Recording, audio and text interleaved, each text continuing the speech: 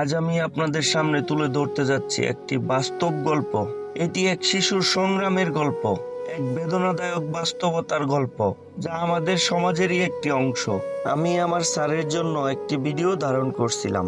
হঠাৎ দেখি ক্যামেরার সামনে চলে এলো একটি ছোট্ট শিশু, বয়স মাত্র 4-5 বছর হবে। খেলার চলে সে আমার কাছে এসে বলল, আমার একটা ছবি তোলো। আমি হেসে বললাম, হ্যাঁ, একটু দাঁড়াও, একটু পরেই তুলছি।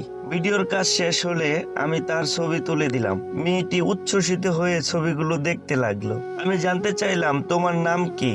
সে বলল, আমার নাম জুই। তার চুল ছোট ছিল আর ছেলেদের মতো পোশাক পরা, দেখে মনে হচ্ছিল সে হয়তো ছেলে। তখন পাশেই থাকা এক মাঝি বললেন, ওর বাবা নেই, আর ওর মা, সে তো পাগল, ব্রিজের নিচেই থাকে। কথাগুলো শুনে মনের মধ্যে একটা কষ্টের স্রোত বইতে লাগলো। এরপর স্যার তাকে জিজ্ঞেস করলেন, তোমাকে চকলেট কিনে দেব? কিন্তু জুই বলল, না, আমি চকলেট খাবো না, চকলেট জুস খাবো। আমি স্যারকে বললাম, ও চকলেট খাবে না, চকলেট জুস খাবে। আমরা দোকানে নিয়ে গেলাম তাকে, কিন্তু জুই দোকানের ভেতর ঢুকলো না, বাইরে দাঁড়িয়ে বলল, তুমি কিনে দাও, আমি দোকানে যাব না। তাকে চকলেট জুস কিনে দিলাম এবং সাথে অন্য একটা জুসও দিলাম, সাথে কেকও দিলাম 2টা। বললাম, তোমার আম্মুকে দিও, এবার যাও।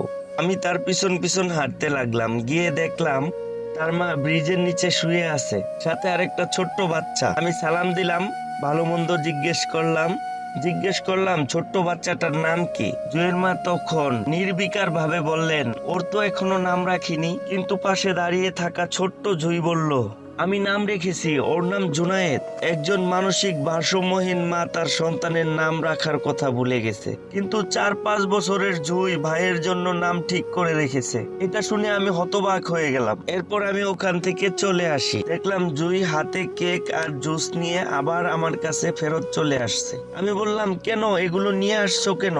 জুই বলল, আম্মু এগুলো রাখবে না। আমি বুঝতে পারলাম তার মা অনেক সময় অন্যের দেওয়া জিনিস নেয় না, আবার কখনো চেয়ে নেয়। এই অদ্ভুত বাস্তবতা আমাকে হতবাক করলো। পাশে থাকা দোকানদারও বলল, হ্যাঁ, এরকমই মাঝে মাঝে আমার দোকানেও আসে, কিছু নেই, টাকা দেয়, আবার অনেক সময় টাকা দেয় না। টাকা দিলেও আমরা রাখি না, কিন্তু অনেক সময় জোর করে রাখতে হয়, কিছু করার নেই। হঠাৎ সে বলে উঠলো, আমার খুব শীত লাগে, তাই ছোট ভাইয়ের কাপড় পরেছি। আমি বললাম, ঠিক আছে, আমি তোমাকে জামা এনে দেব। সে শিশু সুলভ আনন্দে বলল, সত্যিই দেবে তো? জামায় পকেট থাকে যেন? আমি মুচকি হেসে বললাম, হ্যাঁ, অবশ্যই পকেট থাকবে। আমি বললাম, ঠিক আছে, আমি আবার আসবো, তোমার জন্য জামা নিয়ে আসবো। তারপর বিকালবেলা আমি বাসায় এসে সব ঘটনা আমার বাসায় বললাম। পরের দিন সকালে বাসা থেকে আমার সন্তানদের কিছু কাপড় নিলাম, সাথে একটা ছোট কোক আর বিস্কিট নিলাম। ওরা যেখানে থাকে ওইখানে গিয়ে পৌঁছাতেই ওরা যেখানে থাকে ওদিকে যেতে লাগলাম। দেখি জুই খেলা করতেছে কাদামাটি দিয়ে। আমাকে দেখে সে দৌড়ে গিয়ে পুকুরের পানিতে হাত ধুয়ে নিল। তার হাতে কাপড়ের ব্যাগ দিয়ে বললাম, দেখো, তোমার জন্য এনেছি। অন্য একজন কৃষক হয়তোবা তার গরুর জন্য ঘাস নিয়ে যাচ্ছিলেন। তিনি বললেন, ভাই, কোনো লাভ নেই, আমরা ওকে অনেক কাপড় দিয়েছিলাম, কিন্তু রাখে না, ফেলে দেয়। আমার শুনে খুব খারাপ লাগলো, কিন্তু কিছু করার নেই, এটাই বাস্তব। এই বাস্তব গল্প আমাদের সমাজেরই একটি করুণ প্রতিচ্ছবি। একজন পাগল মা কিভাবে বাচ্চাদের লালন করবে, ভবিষ্যতে এই শিশুগুলোর কি হবে, সমাজের কেউ কি তাদের সাহায্য করবে? আজ আমরা সমাজের অনেক সমস্যার কথা বলি, কিন্তু নিজের চারপাশে তাকাই না।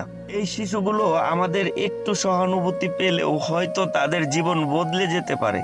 আমরা কি পারি না এই শিশুদের জন্য কিছু করতে? শুধু দান নয়, ভালোবাসা দিয়ে তাদের একটু আপন করে নিতে। আমি কথা দিলাম, জুইয়ের জন্য আমি আবার আসবো, তার জন্য খেলনা নিয়ে আসবো, তাকে একটু হাসাতে চেষ্টা করব। সবাই ভালো থাকুন, সুস্থ থাকুন, আবার দেখা হবে পরবর্তী ভিডিওতে।